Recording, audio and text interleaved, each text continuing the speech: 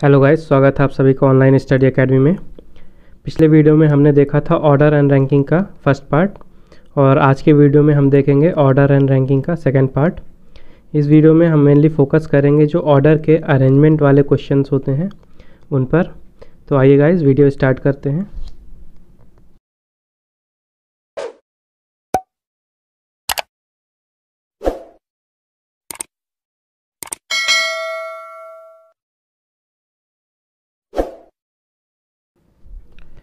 तो गाइस चलते हैं हमारे पहले क्वेश्चन की तरफ। हमारा पहला क्वेश्चन है 3 persons Atul, Binni and Chatur are standing in a queue. There are 8 persons between Binni and Chatur and 5 persons between Atul and Binni. There are 19 persons behind Atul and 3 persons ahead of Chatur. The minimum number of persons in the queue could be. तो guys हमें जो question में है दिया हुआ है कि 3 person है, अतुल, बिन्नी और चतुर एक लाइन पे खड़े हैं, और बिन्नी और चतुर के बीच में 8 पर्सन है, और अतुल और बिन्नी के बीच में 5 पर्सन है, और अतुल के बाद में 19 पर्सन और हैं, और 3 पर्सन जो हैं वो चतुर के पहले हैं। तो हमें बताना है कि क्यू में मिनिमम नंबर ऑफ पर्सन्स क्या हो सकते हैं। तो गाइस मैंने पिछले वीडियो में आपको बताया था, जब भी हमसे क्वेश्चन में मिनिमम नंबर पूछेगा तो हम हमेशा ओवरलैपिंग वाला केस लेंगे, और अगर क्वेश्चन में हमसे मैक्सिमम नंबर ऑफ पर्सन्स पूछता है तो हम नॉन ओवरलैपिंग केस लेंगे। तो आइए देखते हैं क्वेश्चन कैसे सॉल्व करेंगे। सबसे पहले हमने ले लिया चतुर को। चतुर के दिया है कि चतुर से पहले 3 लोग और थे, ओके, मतलब चतुर की रैंक हो गई 4th। उसके बाद क्वेश्चन में दिया हुआ कि चतुर और बिन्नी के बीच में जो है तो 8 पर्सन और हैं। तो ये हो गया 1 2 3 4 5 6 7 8, और यहाँ पे हो गया ये बिन्नी आ गई, ओके। उसके बाद क्वेश्चन में दिया हुआ है कि बिन्नी और अतुल के बीच में 5 पर्सन है। तो देखिए, अगर हम अतुल को बिन्नी के राइट साइड में लेंगे तो ये केस हो जाएगा हमारा नॉन ओवरलैपिंग का। इससे जो है मैक्सिमम नंबर ऑफ पर्सन्स आएंगे, लेकिन हमें क्या करना है, मिनिमम नंबर ऑफ पर्सन निकालना है। तो हम बिन्नी के लेफ़्ट में लेंगे अतुल को, तो ये केस हो जाएगा हमारा ओवरलैपिंग का, ओके। तो चलिए, बिन्नी और अतुल के बीच में 5 पर्सन है, तो ये हो गया फर्स्ट, ये हो गया सेकंड, ये हो गया थर्ड, ये फोर्थ, ये फिफ्थ, और यहाँ पे आ गया आपका अतुल। ये देखिए, अतुल और बिन्नी के बीच में 1 2 3 4 5 पर्सन आ गए, ओके। अतुल के बाद दिया है कि अतुल के पीछे 19 पर्सन और हैं, मतलब यहाँ पे 19 पर्सन है। तो अतुल की राइट से रैंक हो गई 20, ओके। अब देखिए, अतुल और चतुर के बीच में कितने पर्सन हैं यहाँ पे, तो ये हो गया 2, और उसके बाद चतुर 3, और चतुर के बाद 3, तो टोटल हो गया हमारे यहाँ पे 3 प्लस चतुर का 1 प्लस 2, तो ये हो गया 6। मतलब राइट साइड से अतुल की जो रैंक हो गई वो 6 के बाद अतुल आएगा, तो अतुल की रैंक हो गई राइट से 7, मतलब राइट साइड से हो गई 7। तो हमसे क्वेश्चन में पूछा है कि find the minimum number of persons in the Q. तो आपको पता है कि जब किसी भी पर्सन की लेफ़्ट और राइट दोनों साइड से रैंक दी हुई होती है तो हम नंबर ऑफ पर्सन्स कैसे निकालते हैं। तो लेफ़्ट से रैंक प्लस राइट से रैंक -1। -1 इसलिए करते हैं क्योंकि जैसे अतुल दिया हुआ है, तो अतुल लेफ़्ट से भी एक बार काउंट हो गया रैंक में, और राइट से भी काउंट हो गया, तो अतुल 2 बार काउंट हो जाता है, इसलिए हम -1 कर देते हैं। तो इसको आप सॉल्व करेंगे तो यहाँ पे आ जाएगा आपका 26। तो ये ऑप्शन नंबर 8 26 आपका करेक्ट आंसर हो गया। आइए अब हम देखते हैं अरेंजमेंट टाइप वाले क्वेश्चन। क्वेश्चन में दिया है if Usha is taller than Nisha, Nisha is taller than Asha, Alka is taller than Usha, Harsha is shorter than Asha, then who among them is the tallest. तो देखिए, यहाँ पे दिया हुआ है Usha is taller than Nisha, okay. Nisha is taller than Asha, Alka is taller than Usha, मतलब अलका जो है उषा से टॉलर है। Harsha is shorter than Asha, मतलब ये हो गई आशा, इससे शॉर्टर हो गया Harsha. Okay, then who among them is the tallest, तो हमें बताना है कि इन सब में टॉलेस्ट कौन है। तो ये देखिए इधर से आप जाएंगे लेफ़्ट टू राइट, तो ये अपनी हाइट की डिक्रीजिंग ऑर्डर पे अरेंज हो चुके हैं। तो यहाँ पे सबसे ज़्यादा हाइट है यानी सबसे टॉलेस्ट है अलका, तो ऑप्शन ए अलका आपका राइट आंसर हो जाएगा। आइए देखते हैं नेक्स्ट क्वेश्चन। नेक्स्ट क्वेश्चन है x reach the destination before why you and W, मतलब देखा जाए तो एक्स जो है वाई यू और डब्ल्यू से पहले पहुंचा है, तो एक्स को कम समय लगा है वाई यू और डब्ल्यू से, मतलब वाई यू और डब्ल्यू ने एक्स से ज़्यादा समय लिया है।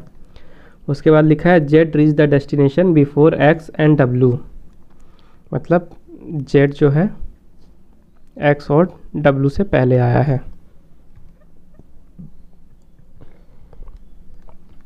उसका दिया however why reach the destination only one person was left to reach, उसके बाद दिया है कि वाई तब पहुंचता है जबकि डेस्टिनेशन में सिर्फ एक पर्सन आना बाकी होता है, मतलब कि वाई सेकेंड लास्ट पहुंचता है।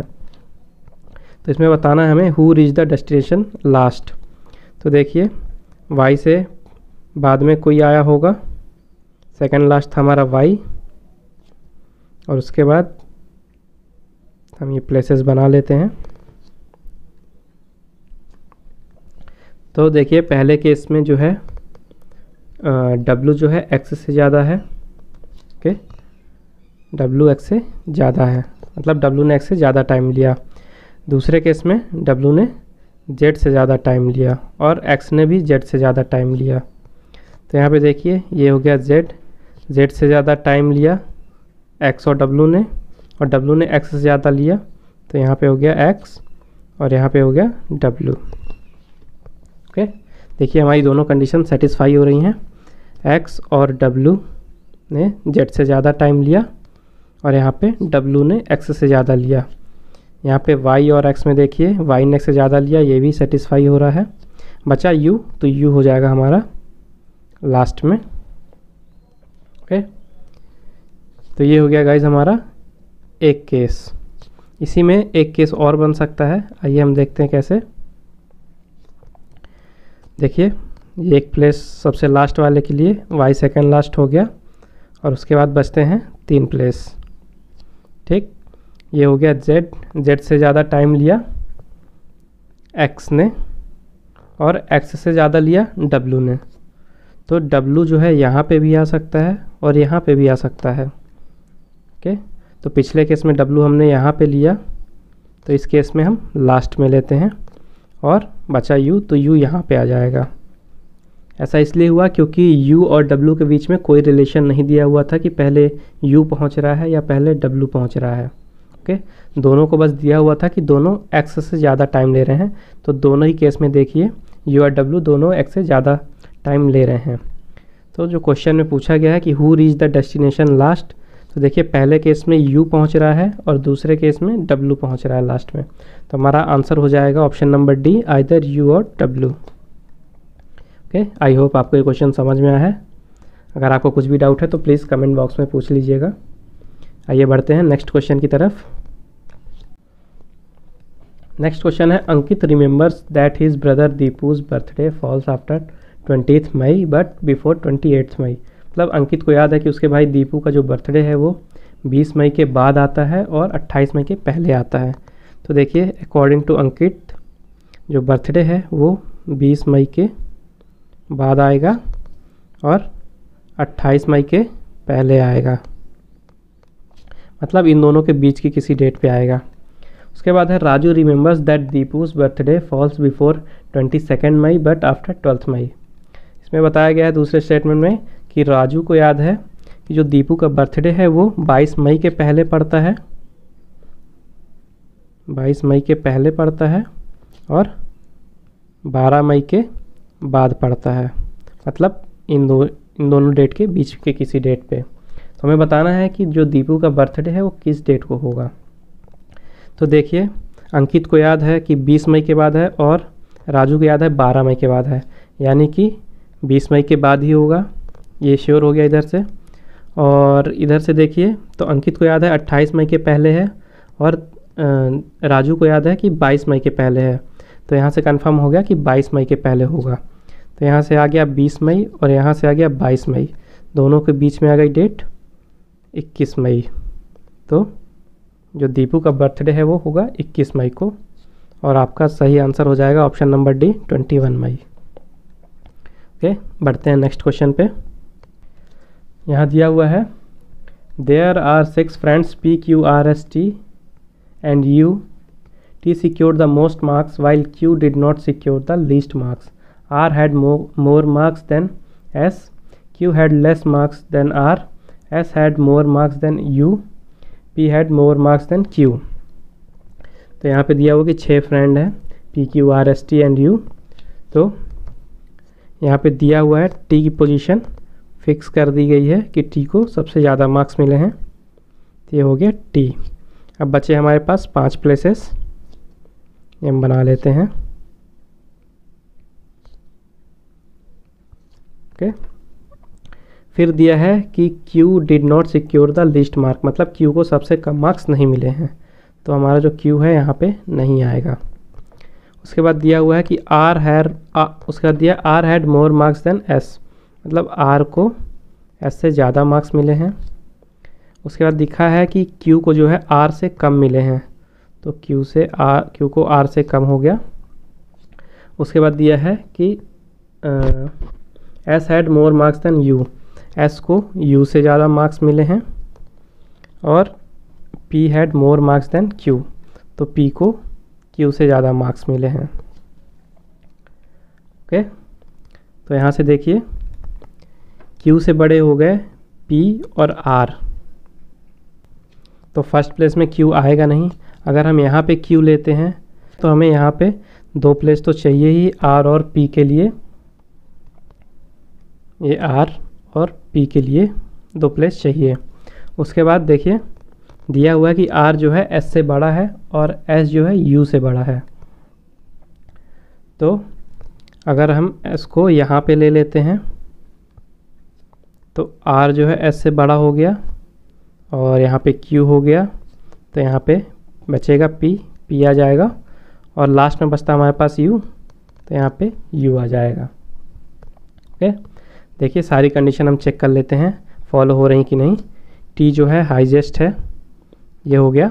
दूसरा केस है P जो है Q से ग्रेटर है, तो यहाँ पे देखिए P को Q से ज़्यादा मिले हैं, ये भी कंडीशन सही है। फिर है R को Q से ज़्यादा मार्क्स मिले हैं, यहाँ पे देखिए R को Q से ज़्यादा मार्क्स मिले हैं, ये भी सही हो गई। फिर S को U से ज़्यादा मिले हैं, S और U में देखिए S को ज़्यादा मिले हैं, ये भी सही हो गया।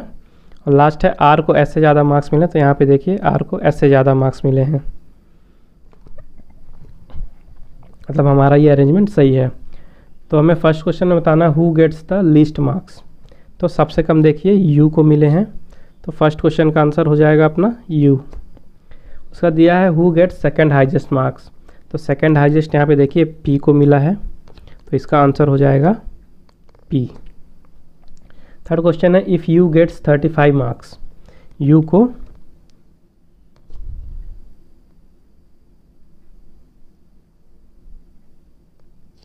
सपोज U को मिलते हैं 35 marks and R gets 40 marks, तो R को मिले 40 marks, then what could be the possible value then what could be the possible marks of Q।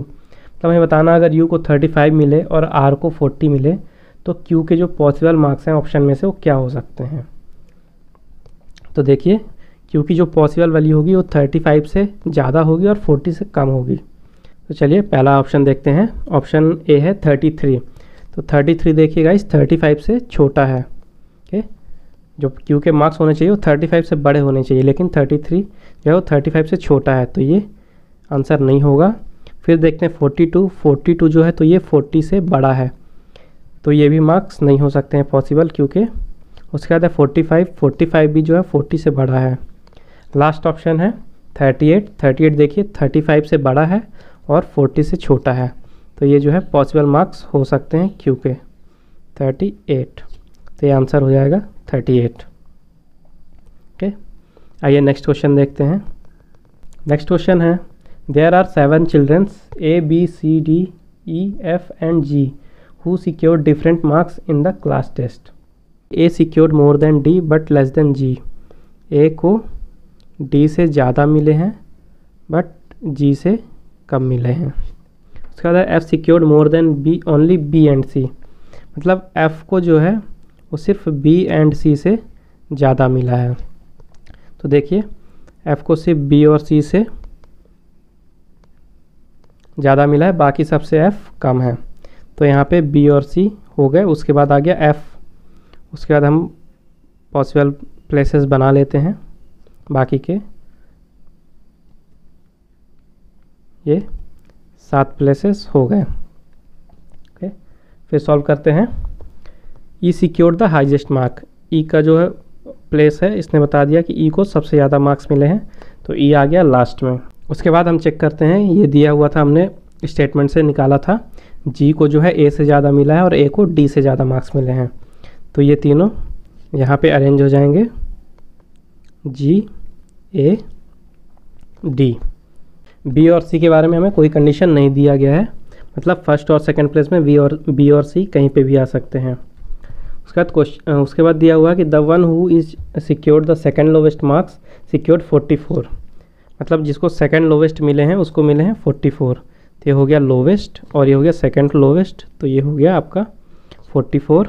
And the one who is secured the second highest mark secured 72, और जो second highest है यानी कि G, इसको मिले हैं 72 marks. उसके बाद क्वेश्चन है who secured the lowest marks. तो लोवेस्ट मार्क में देखिए ये वाला प्लेस है, बट हमें B और C का प्लेस कंफर्म नहीं है, तो यहाँ पे B भी हो सकता है, C भी हो सकता है, इसलिए ऑप्शन हो जाएगा D, B और C, जो आपका करेक्ट आंसर। सेकेंड है what could be the possible marks of D। D का हमें बताना है पॉसिबल मार्क्स क्या हो सकता है। तो देखिएगा इस D यहाँ पे है, और D का जो पॉसिबल मार्क्स है उसके लिए उसे 44 से ज़्यादा होना पड़ेगा और 72 से कम होना पड़ेगा। तो आइए चेक करते हैं ऑप्शन। देखिए 46, तो 46 44 से बड़ा है और 72 से छोटा है, तो हाँ ये एक पॉसिबल वैल्यू हो सकती है D के मार्क्स की। चलिए दूसरे ऑप्शन भी चेक कर लेते हैं। उसके बाद दिया 42 जो है वो 44 से छोटा है, इसलिए ये आंसर नहीं हो सकता। उसके बाद है 73 जो है वो 72 से बड़ा है, तो ये भी नहीं होगा, और 90 भी 72 से बड़ा है, तो हमारा आंसर हो जाएगा 46। उसके बाद दिया है if B gets 44 marks then what could be the possible marks of C। यहाँ पे देखिए जो 44 था वो सेकंड लोवेस्ट वाले को मिला था, तो यानी B को 44 मिले हैं, तो B हो जाएगा सेकंड लोवेस्ट और यहाँ पे आ जाएगा हमारा C। तो हमें बताना है कि जो C के पॉसिबल मार्क्स हैं वो क्या हो सकते हैं। तो देखिए C के जो मार्क्स हैं वो 44 से कम ही होंगे, तो ऑप्शन में देखते हैं 48 नहीं, ज़्यादा है, 75 भी ज़्यादा है, 56 भी ज़्यादा है, बचा 40, तो ये 40 हमारा आंसर हो जाएगा। नेक्स्ट क्वेश्चन है among 5 friends each got a different percentage of marks in the examination. Anika scored more than Alka but less than Anjali. तो ये हम बना लेते हैं। दिया हुआ है अनिका को अलका से ज़्यादा मार्क्स मिले हैं,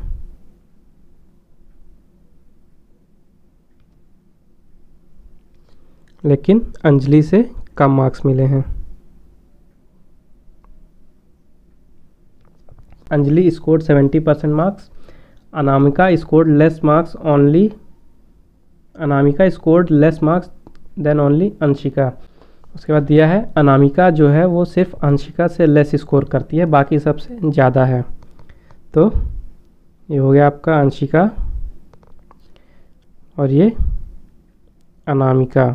ये देखिए अनामिका सिर्फ अंशिका से कम स्कोर कर रही है, बाकी इसको अरेंज कर देंगे हम, तो ये हो जाएगा आपका अंजलि, ये अनिका और ये अलका। ओके, यहाँ पे देखिए ये अनामिका जो दिया हुआ है सिर्फ अंशिका से कम स्कोर कर रही है, बाकी सबसे ज़्यादा है। और यहाँ पे दिया हुआ था कि अंजलि स्कोर्ड 70% मार्क्स, तो अंजलि जो है 70% स्कोर करती है। उसके बाद दिया है the one who scored the minimum marks scored 65। Minimum Alka ने किया था, इसको मिले 65%। और दिया है कि the one who scored the highest scored 87। और यहाँ पे दिया हुआ कि जिसने हाईएस्ट स्कोर किया उसको मिले 87। ओके, तो देखते हैं पहला question, who has secured the highest mark. तो हाईएस्ट यहाँ पे अंशिका को मिले थे, तो ऑप्शन सी आपका अंशिका सही हो जाएगा। दूसरा क्वेश्चन है what could be the marks of Anika. Anika कहाँ पे है, अंजलि और अलका के बीच में, यानी 65 और 70 के बीच में होना चाहिए मार्क्स अनिका के। देखते हैं पहले 88 जो है वो 70 से ज़्यादा है, ये रॉन्ग आंसर। उसके बाद 68 देखिए 65 से ज़्यादा है और 70 से कम है, तो हाँ एक ये पॉसिबल वैल्यू हो गई। दूसरा भी चेक कर लेते हैं 65 तो अलका का खुद है, तो ये भी नहीं होगा। और 80 भी जो है वो 70 से ज़्यादा है, तो हमारा आंसर हो गया 68। उसके बाद question number 3, who gets the lowest marks. तो लोवेस्ट देखिए यहाँ पे अलका को मिले हैं, तो हमारा आंसर हो जाएगा option number B Alka. Next question है among B F J K and W each one of them is of different heights. F is taller than only J, B is taller than F and W both but not as tall as K. Who among them is the third tallest. तो question में दिया हुआ है कि जो B F J के और W हैं सब अलग अलग हाइट के हैं। दिया हुआ कि F is taller than only J, मतलब एफ सिर्फ जे से बड़ा है, बाकी सबसे छोटा है। तो ये हो गया एफ जे से बड़ा है और बाकी सबसे छोटा होगा। 5% दिए हुए थे, तो हम सबका प्लेस बना लेते हैं 1 2 3 4 एंड 5। ओके, उसके बाद दिया है कि B is taller than F and W। B is taller than F and W but not as tall as K, मतलब B जो है वो F और W से बड़ा है लेकिन K से छोटा है। तो आइए यहाँ पे देखते हैं, K हो गया फिर हमारा सबसे बड़ा, उसके बाद आ गया B और यहाँ पे W। ये देखिए B जो है W और F दोनों से बड़ा है और K से छोटा है। तो हमें क्वेश्चन में पूछा गया है who among them is the third tallest. तो देखिए सबसे टॉलेस्ट ये हो गया सेकंड टॉलेस्ट B और थर्ड टॉलेस्ट हो गया W। हमारा आंसर हो गया 3W। ओके, आइए मूव करते हैं अपने नेक्स्ट क्वेश्चन पे। नेक्स्ट क्वेश्चन है A is among ABCD and E, A is taller than only B but shorter than C। Okay, दिया है कि A जो है सिर्फ B से बड़ा है और दिया हुआ है कि A जो है वो C से छोटा है। C is taller then E, C जो है E से बड़ा है। C is not the tallest, C सबसे बड़ा भी नहीं है। तो आइए अरेंज कर लेते हैं। 5% दिए हुए हैं, तो 2 यहाँ पे आ गए, ये 3 4 और 5। तो देखिए C E से बड़ा है और C सबसे बड़ा भी नहीं है, तो मतलब C यहाँ पे नहीं आ सकता और E से बड़ा होने के लिए C को यहाँ पे आना पड़ेगा। तो यहाँ पे आ गया C और ये आ गया E, बचा हमारे पास D। तो D हो गया सबसे टॉलेस्ट। क्वेश्चन में पूछा है कि who among them will be in the middle if they stand in the order of their Heights. तो ये हाइट के अकॉर्डिंग ही अरेंजमेंट है। ये देखिए D सबसे बड़ा था, उसके बाद आया C, फिर E, A और B, मतलब ये उनकी हाइट की डिक्रीजिंग ऑर्डर में अरेंजमेंट हुआ है। तो हमसे पूछा है कि मिडिल में कौन होगा, तो देखिए मिडिल में कौन है हमारा E। तो option 1 E is the correct answer. Okay, आइए मूव करते हैं नेक्स्ट क्वेश्चन पे। नेक्स्ट क्वेश्चन है 7 स्टूडेंट्स PQRST। नेक्स्ट क्वेश्चन है 7 students PQRSTU and V take a series of test. उसमें दिया हुआ है कि जो 7 फ्रेंड्स हैं PQRSTUV वो एक टेस्ट सीरीज़ लेते हैं और उसके बारे में कंडीशन दी हुई है कि किसको कितने मार्क्स मिले हैं। पहला दिया हुआ है कि no 2 students get the similar marks, मतलब कोई भी स्टूडेंट्स को सेम मार्क्स नहीं मिले हैं। दूसरा दिया हुआ है कि V हमेशा P से ज़्यादा स्कोर करता है, ठीक है। उसके बाद है P always score more than Q। उसके बाद है P हमेशा Q से ज़्यादा स्कोर करता है। उसके बाद दिया है each time either R score the highest and T gets the least, मतलब आर को हाईएस्ट मिलता है तो टी को लीस्ट मिलता है, और alternatively S score the highest, और अगर एस हाईएस्ट स्कोर करता है तो यू और क्यू में से कोई एक लीस्ट आता है। ओके, तो आइए क्वेश्चन करते हैं इस पे बेस्ड। दिया है if R is ranked second and Q is ranked fifth which of the following must be true. तो पहले हम ये 7 प्लेस बना लेते हैं। हो गया 1 2 3 4 5 6 और ये 7, तो ये हो गया हमारे 7 प्लेस। फिर दिया हुआ है if R is ranked second, मतलब ये देखिए यहाँ सबसे ज़्यादा मार्क्स हैं लेफ़्ट साइड पे, तो ये हो गया फर्स्ट रैंक, और राइट साइड पे सबसे कम मार्क्स हैं तो ये हो गया सबसे कम वाली रैंक। ओके, तो क्वेश्चन में दिया है कि आर की अगर सेकंड रैंक है तो हम यहाँ पे आर ले लेते हैं सेकंड रैंक में। अब देखिए स्टेटमेंट दिया हुआ था कि ईच टाइम या तो आर फर्स्ट आता है या तो एस फर्स्ट आता है, तो आर इस क्वेश्चन में सेकंड आ रहा है, मतलब फर्स्ट आया होगा एस। ठीक है, फिर दिया है if R is rank second and Q is rank fifth, Q जो है फिफ्थ है, तो यहाँ से देखिए फर्स्ट सेकंड थर्ड फोर्थ और फिफ्थ, तो क्यू यहाँ पे आ गया। ओके, उसके बाद देखिए क्वेश्चन में था कि एस अगर फर्स्ट आता है तो या तो यू लास्ट आता है या तो क्यू लास्ट आता है, तो क्यू यहाँ पे फिफ्थ आ रहा है तो यहाँ पे यू हो जाएगा लास्ट। और उसके बाद ये देखिए ये कंडीशन दी हुई थी P always score than Q and V always score than P, मतलब P को Q से ज़्यादा मिलते हैं हमेशा और V को P से ज़्यादा मिलते हैं। बचा हमारा T, तो T आ गया सेकंड लास्ट पे। ओके, क्वेश्चन में पूछा है कि if R is rank second and Q is rank fifth which of the following must be true. तो यहाँ पे देखिए पहला चेक करते हैं, T इज़ रैंक सिक्स्थ, तो यहाँ पे देखिए फर्स्ट एस हो गया, सेकंड आर, फिर वी पी क्यू, ऐसा करते करते टी जो है ये सिक्स्थ रैंक पे टी है, तो हमारा फर्स्ट ऑप्शन सही है, टी जो है सिक्स्थ रैंक पे है। उसके बाद एस इज़ रैंक थर्ड, तो यहाँ पे एस तो हाईएस्ट है तो ये ऑप्शन गलत हो गया। वी इज़ रैंक फोर्थ, तो यहाँ पे देखिए वी जो है वो थर्ड है तो ये ऑप्शन भी गलत है। पी इज़ रैंक सिक्स्थ, नहीं सिक्स्थ रैंक तो टी की थी तो पी भी नहीं होगा, ये भी गलत है। और यू इज़ रैंक सिक्स्थ, ये भी गलत है, तो हमारा ऑप्शन ए जो है वो करेक्ट आंसर हो गया। ओके, आइए नेक्स्ट क्वेश्चन देखते हैं।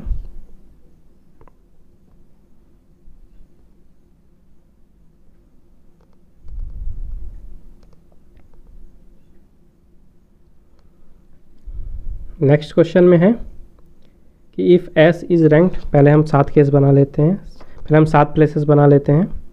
हो गया 1 2 3 4 5 6 और ये 7। उसके बाद दिया है कि if S is rank second, मतलब एस सेकंड रैंक पे आता है, तो देखिए एस अगर सेकंड आया है तो अकॉर्डिंग टू क्वेश्चन जो आर है हमारा वो फर्स्ट आएगा, और आर फर्स्ट आता है तो हमेशा टी लास्ट आता है। ये 3 प्लेस तो हो गए। फिर दिया है, और उसके बाद क्या था हमारी ये 2 कंडीशन, V को हमेशा P से ज़्यादा मिलता है और P को हमेशा Q से ज़्यादा मिलता है, तो उन दोनों को कंडीशन मिला के हम कह सकते हैं V is greater than P, P is greater than Q। अब हमारे पास यहाँ पे 3 पर्सन है बट प्लेसेस 4 हैं, तो यहाँ पे हमारे 2 केस बन सकते हैं। देखिए कौन कौन से, या तो V P Q यहाँ पे आ गए तो बचेगा हमारा U आ जाएगा यहाँ पे, या U यहाँ पे आ गया तो V P और Q। ये देखिए ये 2 केसेस बन गए। क्वेश्चन ने पूछा है कि गिवन जो 5 ऑप्शन है उनमें से ट्रू कौन सा होगा। तो पहला देखते हैं, V gets more than S, तो यहाँ पे देखिए S को V से ज़्यादा मिल रहा है दोनों ही केसेस में, तो ये गलत हो गया। दूसरा ऑप्शन है U gets more than V, U को देखिए लिखा है कि V से ज़्यादा मिलता है,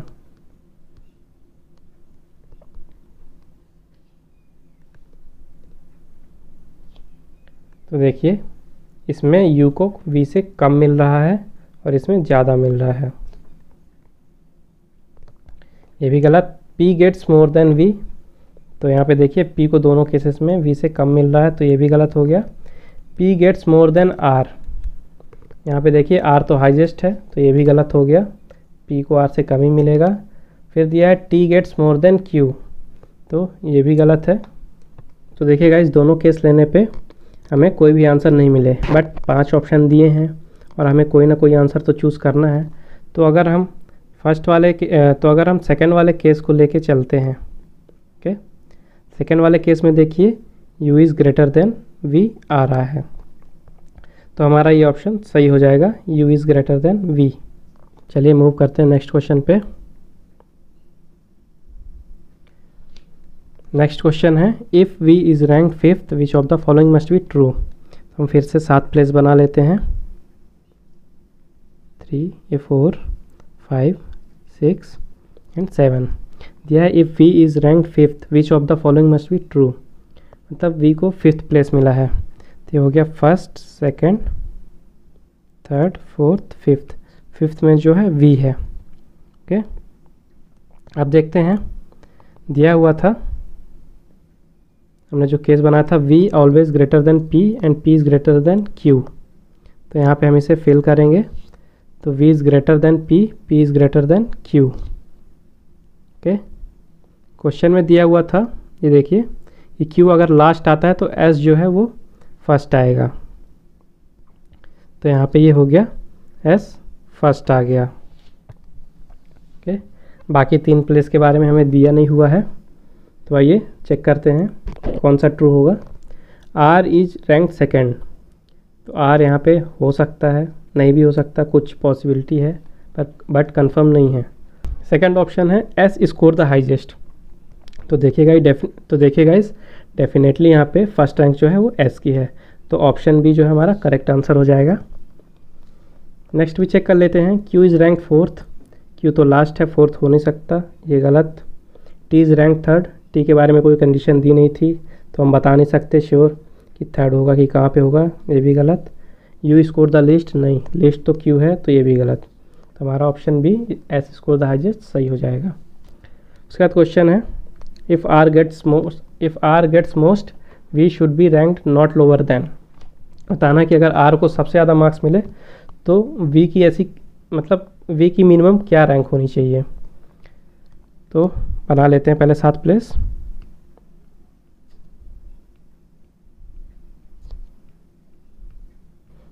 तो ये देखिए r को हो गया हाईएस्ट, तो क्वेश्चन में जैसे दिया हुआ था कि अगर r हाईएस्ट है तो t लोवेस्ट है और v हमेशा p और q से ग्रेटर है। तो आइए हम इसे अपने सॉल्यूशन में देखते हैं। r हाईएस्ट है तो t हो गया लोवेस्ट और v is greater than p था, p is greater than q था, ओके। तो हमें बताना है कि जो v की वैल्यू होगी वो कम से कम कितनी हो सकती है। तो v p और q से ग्रेटर है, तो अगर हम लिस्ट वाला केस लेते हैं, q यहाँ आ गया, p यहाँ आ गया, v यहाँ आ गया। अब देखिए गाइज v इसके आगे नहीं जा सकता है क्योंकि उसके आगे p और q को आना पड़ेगा और t की तो लास्ट फिक्स ही है, तो ये कौन सी रैंक हो गई, ये हो गई फर्स्ट, सेकंड, थर्ड, फोर्थ। तो v की जो रैंक है वो 4th से नीचे नहीं हो सकती है, तो आंसर हो गया आपका डी 4th। नेक्स्ट क्वेश्चन में दिया हुआ है A B C D E and F are 6 students in a class. दिया हुआ है कि ये 6 स्टूडेंट्स हैं, A B C D E and F किसी क्लास में, उनके बारे में फिर कंडीशन दी है कि B and C are shorter than F but heavier than A. मतलब इसमें 2 वेरिएबल दिया है, एक हाइट का और एक वेट का। तो B and C are shorter than F, ये हो गया। उसके बाद दिया है D is heavier than B and taller than C. तो डी जो है वो सी से टॉलर है। उसके बाद दिया है E is shorter than D, E is shorter than D but taller than F, हो गया taller than F, okay. A is shorter than E, A shorter than E but taller than F। अब हम ये सारे statement हैं इन सबको combine करके एक अपना केस बना लेते हैं। तो देखिए 6 स्टूडेंट्स हैं, तो हम सबसे पहले 6 प्लेसेस बना लेंगे। या 1 2 3 4 5 और ये 6। देखिए F जो है B और C दोनों से बड़ा है, तो मतलब B और C यहाँ तो F आ नहीं सकता, तो अगर हम यहाँ पे F लेते हैं, फिर देखिए F से बड़ा E है और E से छोटा A है, और तो यहाँ पे आ गया A, यहाँ पे आ गया E। E से बड़ा जो है वो D है, और B और C के बारे में कुछ केस दिया नहीं गया है कंडीशन, तो इनका भी हमें प्लेस कंफर्म नहीं है कि B और C कहाँ पे होंगे। उसके बाद अगर हम क्वेश्चन में देखते हैं तो पहला तो वेट दिया नहीं हो, पहले वाले क्वेश्चन में वेट है नहीं, हाइट में कंपैरिजन है, तो हम इसी से सॉल्व कर सकते हैं कि who among them is the tallest. तो यहाँ पे देखिए ऑप्शन डी जो है टॉलेस्ट है, तो ऑप्शन डी आपका राइट आंसर हो जाएगा। उसके बाद नेक्स्ट क्वेश्चन है, नेक्स्ट क्वेश्चन भी हाइट बेस्ड ही है, वेट का कुछ लेना देना है नहीं, तो इसी से हम देख लेते हैं। Who is the third from the top when they are arranged in descending order of the heights. हमें बताना है कि अगर वो अपने हाइट के डिक्रीजिंग ऑर्डर में अरेंज कर दिए जाएँ तो जो टॉप से थर्ड होगा, मतलब थर्ड हाईएस्ट, वो कौन होगा। तो देखिए जो हमने ये अरेंजमेंट किया है लेफ़्ट टू राइट जाएंगे, तो ये हाइट की डिक्रीजिंग ऑर्डर ही है। सबसे ज़्यादा हाइट डी की, फिर ई की, फिर ए की, फिर एफ़ की, और बी और सी का कोई केस दिया नहीं है, तो उसका भी श्योर नहीं है। तो हमसे पूछा है कि फ्रॉम द टॉप थर्ड कौन है, तो सबसे ज़्यादा हो गया डी, उसके बाद हो गया ई, और उसके बाद हो गया ए। तो ऑप्शन बी ए हमारा करेक्ट आंसर हो जाएगा। तो देखिए क्वेश्चन में वेट का कुछ दिया ही नहीं था, तो हमें वेट वाला अरेंजमेंट बनाने की ज़रूरत पड़ी नहीं, हाइट वाले से ही काम हो गया। तो गाइस ये था हमारा ऑर्डर एंड रैंकिंग का सेकंड पार्ट, और इसी के साथ ऑर्डर एंड रैंकिंग कंप्लीट होता है। अगर पूरे टॉपिक पे आपको कहीं भी कोई भी डाउट है तो आप प्लीज़ मुझसे पूछ लीजिएगा, और आई होप आपको ये वीडियो और ये टॉपिक पसंद आया होगा। अगर आपको ये पसंद आया तो प्लीज़ वीडियो को लाइक कीजिए, शेयर कीजिए, और चैनल को सब्सक्राइब कीजिए। और फेसबुक में मेरे साथ जुड़ने के लिए मेरे Facebook page online study academy 20 को फॉलो कीजिए, और आप मुझे इंस्टाग्राम में भी फॉलो कर सकते हैं online.study.academy सर्च करके। मिलते हैं गाइस नेक्स्ट वीडियो में, तब तक के लिए थैंक यू गाइस।